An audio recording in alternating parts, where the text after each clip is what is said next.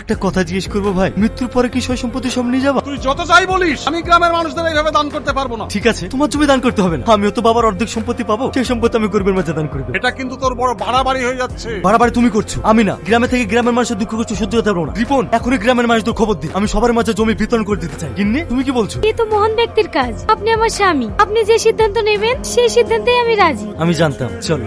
এবার কি হবে? আমার ছোট ভাই যদি সব জমি গরিবদের মধ্যে বিলিয়ে দেয় তাহলে তো আমাদের অনেক ক্ষতি হয়ে যাবে। এত সহজে সম্পত্তি আমি নষ্ট হতে দেব না। এই সম্পত্তির জন্য যত নিচে নামতে হয় আমি নামবো, কিন্তু এই সম্পত্তি আমি হাত ছাড়া করবো না। ছোট বাবু, গ্রামের সবাই চলে এসছে। আপনারা সবাই জানেন আমার কোনো উত্তরসূরি নেই, তাই আমার সয় সম্পত্তি আপনাদের মাঝে বিলিয়ে দিতে চাই। কাল দুপুর বেলায় আপনারা সবাই আমার বাড়িতে চলে আসবেন, আমি আপনাদের পাটটা দিয়ে দেবো।